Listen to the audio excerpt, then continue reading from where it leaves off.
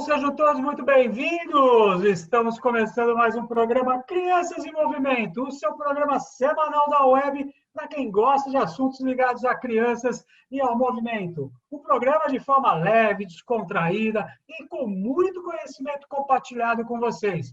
Para isso, eu apresento ela que faz parte dessa sala virtual, Cláudia Barros, fundadora do Movimento Mirim. Seja muito bem-vinda, Cláudia! Olá, gente. Olá, Marcelinho, Renata. Hoje a gente está trazendo um convidado muito bacana que eu conheço há muitos anos, meu companheiro de treino de piscina lá no Pinheiros, na época que a gente era nadador, né? E a gente se reencontrou agora depois profissionalmente. Vai ser muito bom o programa de hoje. Sem dúvida nenhuma, vai ser muito legal, com muita história aí. E do Rio de Janeiro, ela, a professora Renata Rodrigues. Seja muito bem-vinda, Renata! Olá, meus queridos parceiros, Cláudia e Marcelo. Estou numa grande expectativa para o programa de hoje, hein? Sem dúvida nenhuma, o programa de hoje vai ser sensacional, sensacional. E de Minas Gerais, ele, lá da cidade de Belo Horizonte, vem falar conosco hoje o treinador de natação infantil do Minas Tênis Clube, Alexandre Gianni. Seja muito bem-vindo, Alexandre Gianni. Boa tarde, Cláudia. Boa tarde, Renata, Marcelinho. Cláudia, como ela já falou mesmo, a gente já se conhece faz muito tempo, quando a gente ainda cheirava cloro, né? E para mim é um prazer muito grande aqui estar conversando com vocês, estar batendo esse papo gostoso e muito informativo. Muito bom, muito bom. Bom, vou acabar com a formalidade agora, eu já vou te chamar só pelo Indy, né? Vou aqui abreviar bastante aí o seu nome, mas o nosso amigo Indiane, o Índio aí, né? A gente tem várias histórias juntas aí. Então, nós vamos já começar nosso bate-papo aqui, super gostoso agora. Indiane, me conta uma coisa. Quais são as maiores diferenças entre a natação de base dos Estados Unidos, que você viveu lá 4 anos, se não me falha a memória, e a natação de base do Brasil, Indy? Na verdade, a diferença, né, eu acho que a diferença mais gritante é o número de participantes, né, o número de praticantes. Né, eu tive o prazer de te receber lá e você viu uma coisa que é muito diferente daqui, né? Eu morei 2 anos no sul da Flórida e 3 anos no norte da Flórida. E no norte a gente pegava frios assim intensos, né? Chegou a pegar -3, -4, nunca nevou, mas a gente pegava frio intenso. E a grande diferença é assim, você imagina não um frio desse, mas um frio de 5 graus, 6 graus positivos, com a piscina 26 graus e meio, 27, e as mães levando as crianças de 4, 5 anos de idade para nadar numa boa, né? Então, a gente parte desse princípio. Acho que a mentalidade ela é um pouco diferente nesse sentido, né? O receio, o medo com a saúde, essas preocupações adjacentes, lá parece que são mais tranquilas. As pessoas, não é que elas não dão importância, mas elas não veem problemas. Isso não é uma barreira, né? Então a gente já junta um segundo item aí. E o terceiro item que eu vejo é você tem uma disponibilidade muito grande de locais para prática. Tudo é pago, né? Nos Estados Unidos tudo é pago e você encontra tudo meio que se adapta ao seu bolso, entendeu? Você tem condição, mesmo às vezes as famílias não tão abastadas aí, de conseguir, até por uma questão de segurança, que lá é uma coisa muito importante, né? Você consegue matricular a sua filha, o seu filho numa aula de natação. E uma coisa que é diferente daqui, né? Assim, acho que o have fun, né? O divertir-se na aula, e lá isso é muito, muito tranquilo, é um trabalho muito bem feito, e essa progressão é muito legal, né? E o esporte ocupa um espaço muito grande como uma ferramenta de estudo, né? De bolsas de estudo, porque quer queira, quer não, quando as crianças nascem, os pais já abrem uma caderneta de poupança e começam a guardar dinheiro, porque manter um filho numa universidade mais para frente, mesmo universidades públicas, você vai ter um investimento alto, né? Então, acho que as maiores diferenças são essas. A quantidade de participantes, de praticantes, a mentalidade com relação ao esporte e a maneira com que o esporte é desenvolvido desde a infância. Aí. Maravilha, maravilha. O trabalho, na época, eu fui lá visitar, era em Jacksonville, que o professor indiano estava aí, e realmente foram 2 experiências, no espaço de 1 ano, que eu tive a possibilidade de poder acompanhar em loco lá.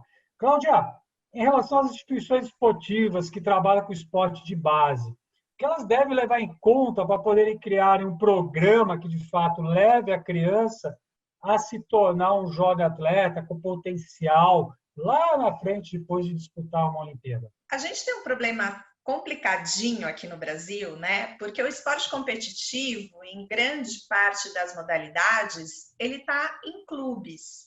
E quando a gente fala de clube, gente, é difícil a gente pensar num projeto a longo prazo, porque demanda política.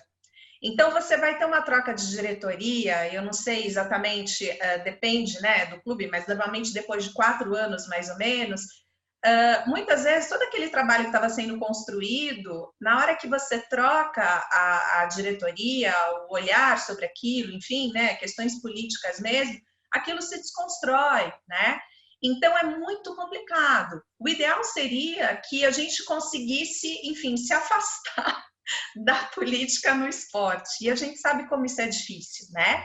É claro que o mundo ideal, o que é? O mundo ideal seria realmente um planejamento a longo prazo, que tivesse coerência entre a escola de esportes e o competitivo, que houvesse um diálogo entre...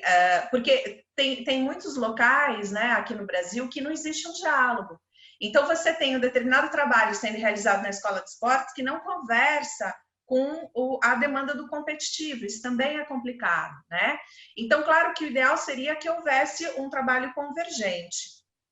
E a gente tem uma outra questão também, que é assim, as federações enfim, que organizam grande parte, né, da vida esportiva aqui no Brasil, a gente tem uma questão séria, que é a questão da especialização precoce.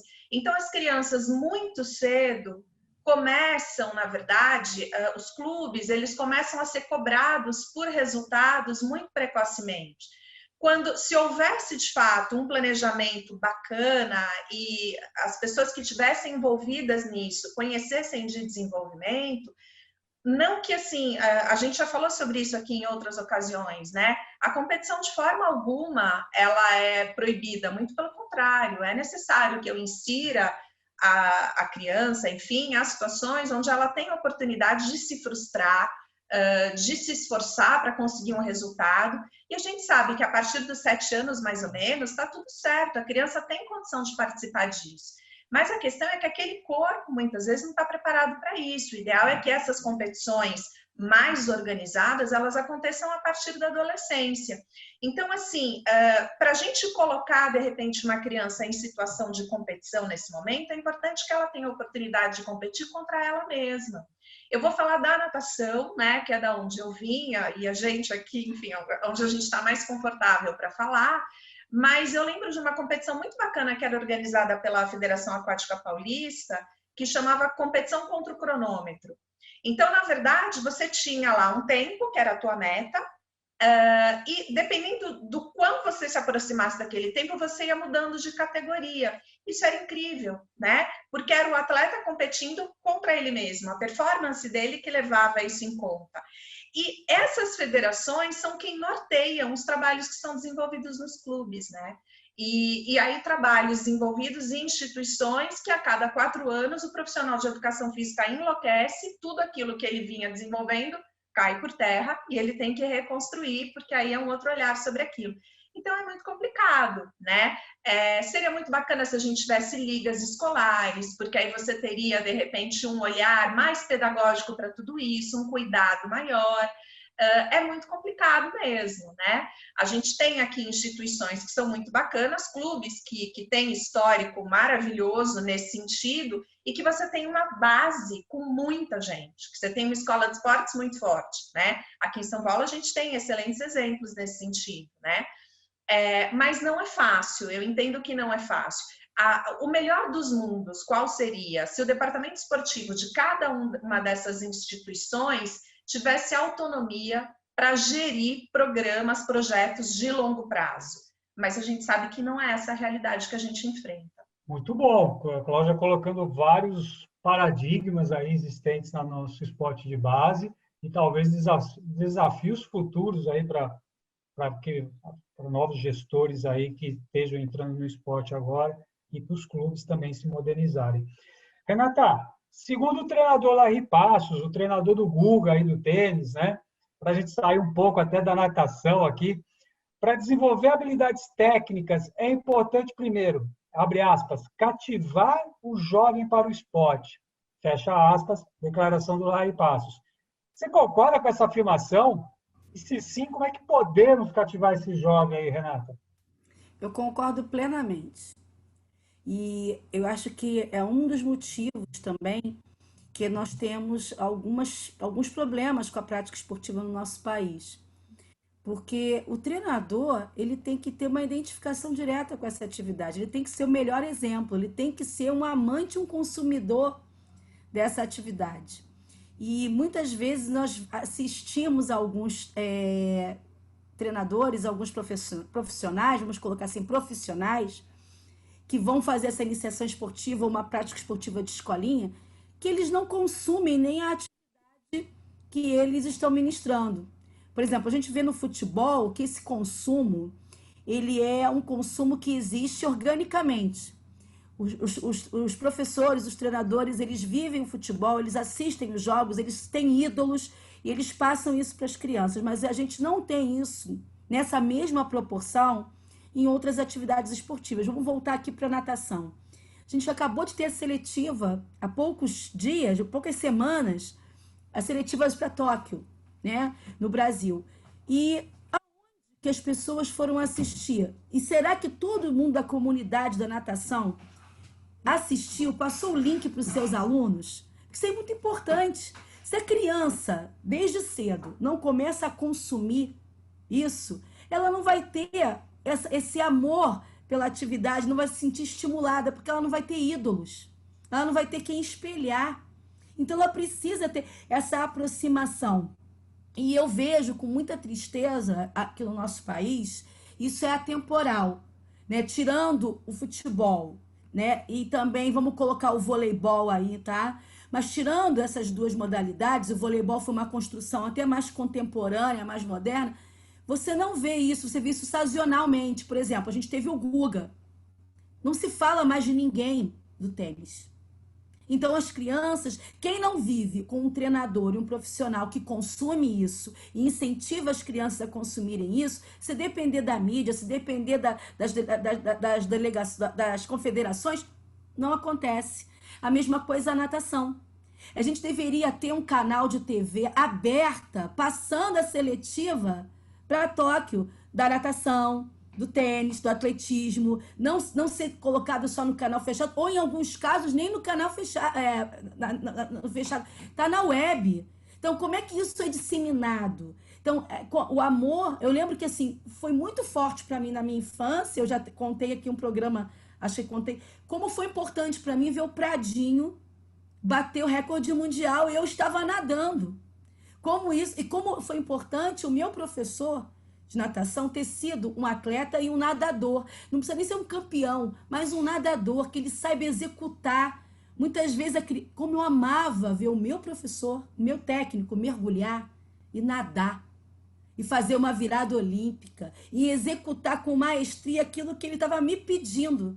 Então, a gente precisa consumir mais e também ser exemplo na prática. Porque se a gente dá carência de ídolos, que seja esse treinador um ídolo de como fazer, de como se portar, para gerar essa empatia, gerar essa ligação, essa conexão. Fantástico o programa Crianças em Movimento pegando fogo hoje aqui, gente. Sensacional ouvir vocês falarem. Sensacional, cabeças explodindo aqui. Eu só quero reafirmar essa frase do Larry Passos, está nesse livro aqui, ó, tá? O Algoritmo da Vitória, tá? Escrito aí pelo José Salib Neto. E tem um ponto que ele destaca aqui, eu queria só falar nesse momento, que ele pergunta para o Larry Passo como cativar. E o Larry fala que ele tratava de oferecer uma experiência lúdica para o Guga, para poder cativar ele durante o processo. Tá? Então, está aqui. Vale muito a pena o algoritmo da vitória para todo mundo aí que quiser acompanhar um pouquinho mais. Muito bom. Indiane, me fala uma coisa. Em relação aos desafios de engajar e de se comunicar com jovens e famílias norte-americanas, eles se assemelham aos desafios encontrados aqui no país, Indy? Eu vou pegar um pouco da Cláudia, um pouco da Renata e dar sequência aí, que isso foi muito legal, até anotei algumas coisas da fala da Renata e da Cláudia aqui, que vão ser importantes e vão dar sentido em tudo isso que a gente está falando desde o início. Então, assim, eu tive um sonho, né? Eu sempre tive um sonho. Em 2012, eu tive a oportunidade de ver pela primeira vez, ao vivo e a cores, a seletiva dos Estados Unidos, que é um show, né?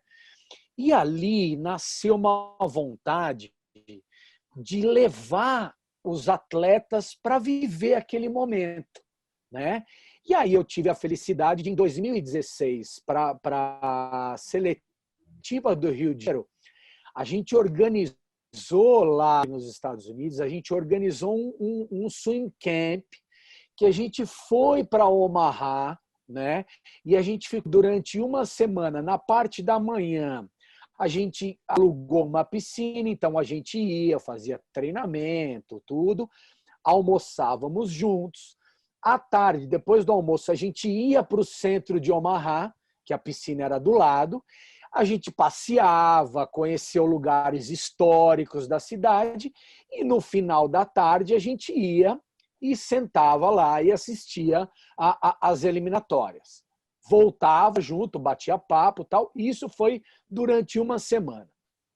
Enfim, foi uma virada maravilhosa, porque as temporadas seguintes, né, o segundo semestre de 2016 e o ano de 2017, sendo que eu voltei para o Brasil no final de 2017, foi um ano e meio assim que eu olhava as crianças, eu olhava os jovens, eu olhava os adolescentes ali treinando, competindo, eu falava assim, meu Deus do céu, o que aconteceu? Né? Um exemplo numérico, né, de prova, de tempo, tinha um garoto que quando eu cheguei lá, eu comecei a dar treino para ele, ele tinha 2:11 nos 200 livre, 2:11. Nesse processo, um ano e meio depois, uma competição, ele nadou para 1:56 de 200 livre. Né? Então, foram 15 segundos de queda. Lógico que tem a parte fisiológica, tem a parte de maturação, tem uma série de coisas, mas que eu me sinto orgulhoso de ter dado uma oportunidade, de ter gerado uma oportunidade que eu acreditei que seria transformadora para essas crianças, para esses jovens. Botar eles ali, ainda mais nos Estados Unidos, botar eles em contato com os jovens ali, com os nadadores, com os olímpicos, até porque a sistemática é uma coisa muito louca, assim, né? É muito maravilhoso você, de repente, sair da piscina, descer para um lugar imenso e, de repente, você olhar numa mesa com uma pilha de touca de um lado, aquele olímpico ali olhando para você e autografando a touca e te entregando uma touca, né? Então, isso, eu me arrepio. E aí voltei para o Brasil e o que aconteceu o ano passado, né? A pandemia. Eu fiquei dando treinos online durante 7 meses e o que eu me programei nesses 7 meses? Nesses 7 meses, eu mantive contato direto com eles diariamente. Então, eu mandei para eles links com o documentário da Maria Lenk, do Tetsuo Okamoto, do próprio Ricardo Prado, do Manuel dos Santos, do Gustavo Borges, né, do César Cielo.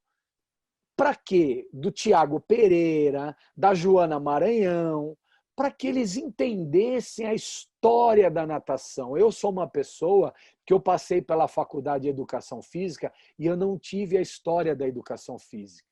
Quando eu fiz a faculdade, eu não tive essa matéria. E eu fui uma pessoa que eu sempre fucei, eu sempre gostei. Eu sou um amante da natação. Se eu não trabalhasse com natação, eu continuaria um amante da natação, porque me fascina. Né? Não só a natação, mas todos os esportes. Então eu gosto de saber peculiaridades, eu gosto de saber dos atletas, história, e isso, quer queira, quer não, os Estados Unidos, eles dão banho na gente. Né? Eles dão banho com relação à história, com relação a alimentar os jovens, alimentar as crianças, as famílias com histórias dos atletas da NFL, da NBA, da natação, do lacrosse, de tudo. Eles estão sempre bombardeando e mantendo a história dos esportes vivo. Então isso faz uma diferença muito grande. Eu propus para as crianças ali, né, que eram do Petis 2 o ano passado, ali 11, 12 anos, faziam um trabalho. Eles fizeram uma pesquisa na internet, né, sobre a Olimpíada de Pequim, que foi o ano de nascimento deles, 2008. Então, ali que eu estava com aquela criançada, ninguém viu o César Cielo ser campeão olímpico. Né? Porque muitos estavam tomando tapinha no bumbum ali quando o Cielo estava chorando em cima da raia. Então eu falei assim, poxa, o ano que eles nasceram foi o ano histórico da natação do Brasil, porque foi a primeira medalha olímpica, né, de ouro olímpica. Então eles têm que entender, eles têm que ir lá buscar. Então eu fiz uma pesquisa, premiei, fiz premiação, tudo. Passei vários documentários, não só de natação, mas de surf, histórias de atletas, de superação. Então acho que isso, como educador, né, porque eu falo, eu sou um ser humano, amante do esporte, fui praticante, aí como, né, eu e a Cláudia dividimos piscina durante anos.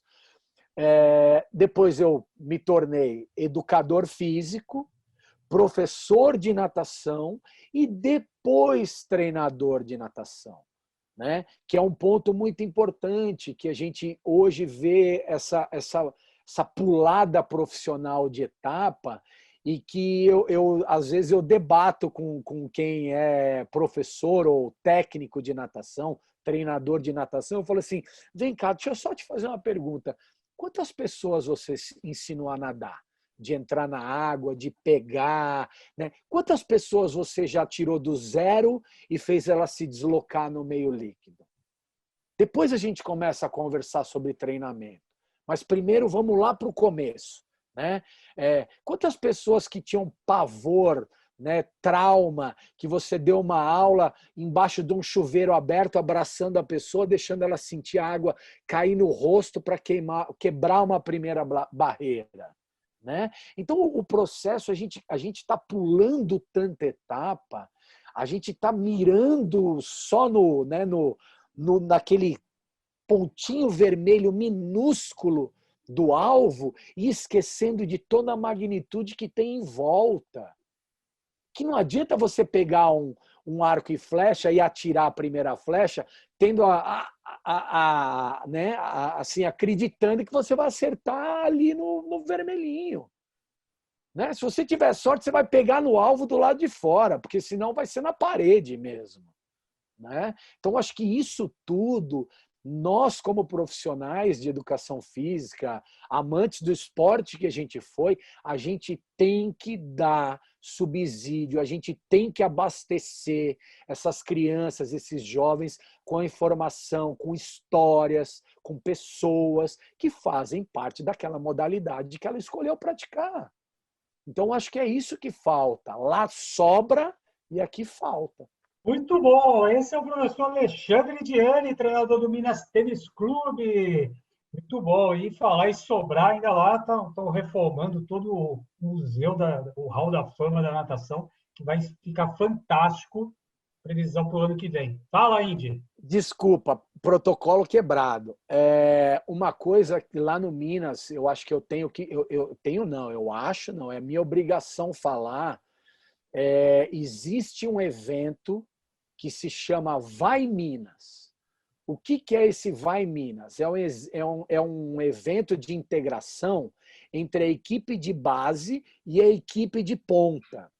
Que é geralmente o que acontece. Nós da base, nós preparamos algumas coisas, já preparamos camisetas, desenhos, uma série de coisas, para quando a equipe da ponta vai disputar o Maria Lenk, a gente tem um último treino antes do Maria Lenk, que é um sábado de manhã, em que toda a equipe da ponta está lá treinando e toda a base, mais a escola de natação, lota a arquibancada. Infelizmente, o ano passado e esse ano não tivemos essa oportunidade, mas a arquibancada fica lotada. Professor Sérgio Onha, que é o treinador da equipe principal, fica animando, fica conversando, e a gente tem sorteios. Os atletas da ponta autografam toucas, camisetas, dão para a criançada entrega desenho, fica um varal com todas as mensagens das crianças. Então, isso é uma coisa que eu tiro o chapéu, que o professor Sérgio Onha Marques implantou no Minas Tênis Clube em 2017, quando ele chegou e começou a trabalhar lá, e virou uma coisa tradicional e que fez muito essa ligação, essa conexão. Então, hoje, as crianças mais novas, as crianças da escola de natação e da equipe competitiva ali da base, elas sabem quem é um Miguel Valente, quem é uma Beatriz Dizotti, elas sabem quem são os atletas ali que vão disputar a competição principal, que já foram olímpicos, e o Minas tem o Museu do Esporte, né? Que a gente vira e mexe de tempos em tempos, a gente leva a criançada para dar uma passada, para conhecer um pouco da história. Tem uma pessoa que acompanha e conta tudo. Então, assim, legal. E ela é aberta ao público. Então, se vocês forem para Belo Horizonte, né, procurem saber, se informar, que se tiver aberto, é uma coisa que vale a pena. Eu fui e me encantei. Fiquei mais de boca aberta que a criançada lá, babando em tudo. É muito legal. Então, acho que é isso. Pessoal, a gente precisa educar, né? A gente precisa ensinar, a gente precisa dar história, porque é na história que a gente cria a base para essa criançada, né? Pegando as palavras do Larry, a gente dá essa história, a gente dá esse alicerce para ele gostar e começar a querer mais do esporte que ele está praticando. Cláudia, segundo o treinador Alex Ferguson, há um tripé fundamental que o jovem atleta deve assimilar: habilidades técnicas, autoconfiança e valores. A gente fechando e falando somente em autoconfiança e valores. Como o treinador deve proceder, Cláudia? Gente, se a gente não trabalhar autoconfiança e valores, o esporte não faz sentido. São dois pilares fundamentais. A técnica é óbvio, né? Até por isso o Marcelinho nem colocou esse elemento aqui na pergunta. Mas, assim, quando a gente fala de valores, a ascendência do técnico sobre o atleta é muito grande. O técnico é uma referência importante para o atleta. Essa relação, se ela for muito estreita, ela dá muito certo. Então, assim, esses valores, eles não podem estar só na fala, eles têm que estar na atitude também. A gente lembra, se a gente for remeter aí à época de Fórmula 1, que a gente tinha o Senna como grande ídolo nosso, né, aqui no Brasil, e depois vem a geração do Schumacher, e o Schumacher batendo um monte de recorde do Senna, a gente nem valoriza aquilo direito, porque a forma como o Senna se colocava era uma forma que a gente se espelhava e que a gente almejava e desejava aquele tipo, enfim, de ídolo, né? E o Schumacher já não representava isso, porque tiveram vitórias dele que o Rubinho recebia pelo rádio uma instrução da Ferrari para deixar, por exemplo, o Schumacher passar. Então, isso se desfaz, isso se desconstrói, né? Então, os valores são questões que a gente tem que, na verdade, passar para o nosso atleta sempre. A gente vai lembrar de ídolos olímpicos maravilhosos que até abriram mão da própria vitória, muitas vezes, mas, de repente, assim, receberam lá a honraria, a medalha, né, do Barão de Coubertin, enfim, pelo tipo de atitude que eles tiveram. Então, eu acho que isso é fundamental. Em relação à autoconfiança, gente, assim, toda vez que a gente trabalhar essa autopercepção voltada para o histórico do que aquele atleta está construindo. Então, apresentar para ele a régua da performance pautada na própria performance dele e não do outro, isso tende a dar certo também. A gente valorizar pequenos resultados. Então, um dia que ele aguentou um treino mais pesado, um milésimo de segundo que ele melhorou naquela prova, aquilo tem que ser muito, muito valorizado. Claro que futuramente a régua desse cara tem que estar pautada na régua do outro, né? Quando eu estou falando de altíssimo nível, sim, eu vou querer vencer o meu adversário. Mas quando a gente está falando de esporte de base, a gente tem que apresentar para ele a história do resultado dele, né? Então, até porque na hora que eu apresento o próprio resultado dele, eu passo para ele dicas, enfim, caminhos para que ele melhore a própria performance. Esse caminho ele fica mais claro para o atleta. Então, eu acho que são 2 pilares fundamentais aí da vida do atleta, os valores e a autoconfiança. Renata, na sua opinião, qual o perfil ideal de um treinador de base? Então, é um perfil de alguém que é apaixonado pelo esporte do qual ele está ministrando ali, que ele está sendo inspiração para aquelas crianças. E para ser isso, ele precisa aliar, né, a prática. Ele tem que ser alguém que tem aderência com esse esporte, que pratique esse esporte. Não necessariamente ele precisa ser um atleta campeão, medalhista olímpico, mas que ele viva e respire esse esporte ao ponto de inspirar os atletas dele, as crianças que estão na base com ele. Para isso também tem que conhecer a história desse esporte, para que ele possa nutrir essas crianças de informação e também de experiências que vão perpassar por esse lúdico. Não necessariamente é um jogo, uma brincadeira, mas levar as crianças para uma competição de natação é uma experiência que pode ser lúdica, e sendo lúdica, ela é inesquecível, porque ela vai na memória afetiva dessas crianças. Então, ser um exemplo é muito importante. Ele tem que estar extremamente ligado com o esporte que ele está ministrando, para que ele possa gerar essa aderência dessas crianças, mas uma aderência que seja positiva. Ele precisa ser exemplo não só para mostrar como se ganha, mas também para mostrar como se comportar, como se perde, como se comporta durante o treinamento. Que disciplina a gente precisa ter, como é importante também trabalhar em equipe, por mais que o seu esporte seja individual, que também é necessário trabalhar em equipe. E quando for um esporte de equipe, que também é importante se individualizar. Então, eu acho que tem na mão, esse treinador de base, ele tem na mão recursos que perpassam por ele, mas também à disposição de tornar essa experiência positiva e que não pare aí.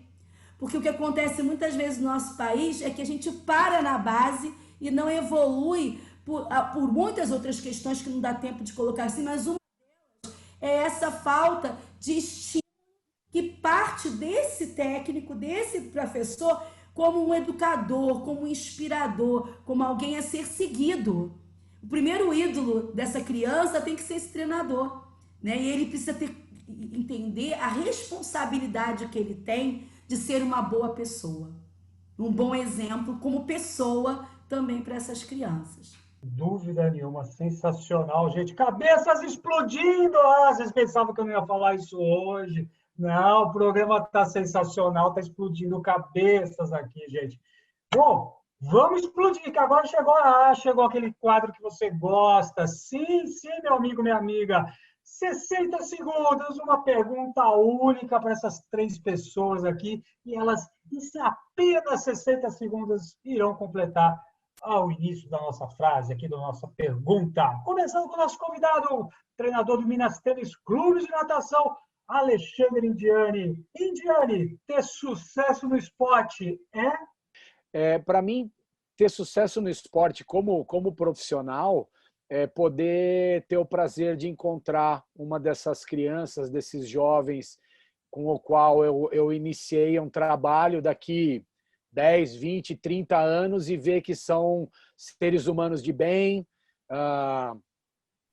pessoas que desenvolvem bons trabalhos, que são boas mães, que são bons pais, que têm valores, que têm princípios. Para mim, o sucesso como profissional através do esporte é isso.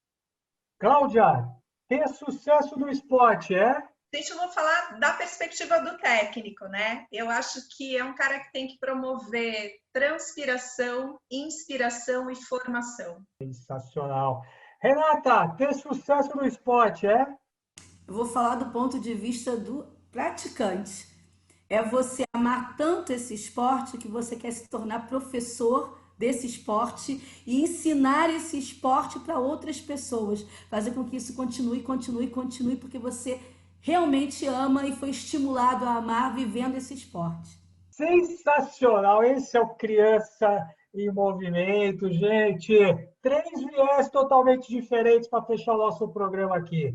Muito bom! Gente, eu só tenho que agradecer, foi um programa sensacional. Eu quero agradecer aqui ao professor, ao treinador Alexandre Diani. E, Diani, muito obrigado aí pela sua presença aí. E, por favor, suas despedidas aí finais. Eu agradeço muito, né? Queria te agradecer a Cláudia, a Renata. Prazer, Renata, né? Eu acho que o esporte ele é sensacional, ele é maravilhoso por causa disso, né? A gente busca algumas coisas na memória, é assim, a Cláudia e eu já vivemos momentos juntos dentro da piscina, a Renata e eu temos amigos em comuns, pessoas que a gente admira em comum, Marcelinho e eu já nos trombamos aí nessas estradas da vida por vários lugares, eu acho que é isso. O esporte é maravilhoso por causa disso. Nos traz pessoas maravilhosas e oportunidades maravilhosas. Eu só tenho a agradecer a vocês aí essa oportunidade demais. Muito obrigado. Muito bom. Se você gostou do professor Alexandre Diani, eu convido você aí lá no @cucabeta para ver alguma dessas nossas trombadas juntos aí. E tem lá o comentário dele da Seletiva Olímpica, tem muita coisa que ainda vai vir nos próximos meses aí. Claudinha, suas despedidas, minha querida. Ai, gente, obrigada, foi muito bacana esse reencontro aqui com o Indiane, né? De uma época dura pra gente, mas tão bacana. A gente sofria demais aí, mas foi ótimo. Super obrigada pela tua presença aqui. Um beijo bem grande, beijo Marcelinho, Rê, até a próxima semana. Professora Renata, suas despedidas, minha querida. Ai, que programa gostoso. Amei o programa e esse quarteto unido pelo amor à natação, né? Especialmente no programa de hoje. E agradecer, Indiane, adorei ouvir você falando nesse trabalho que você faz no Minas, por mais treinadores assim, nas equipes de base, de todos os esportes. Claudinho e Marcelinho, eu já falei para vocês nos bastidores e vou repetir aqui para a audiência. Está sendo maravilhoso esse projeto com vocês. Fantástico, fantástico. Então, galera, para você acompanhar esse projeto toda semana, toda segunda-feira nas redes sociais do @cucabeta, no @movimento Mirim e também no @prof. Renata Rodrigues, galera. Muito obrigado a você pela sua paciência, sua audiência. E não esqueça, semana que vem a gente volta com mais um novo convidado, uma entrevista que vai ser sensacional. Muito obrigado e até semana que vem. Beijos! Tchau, tchau!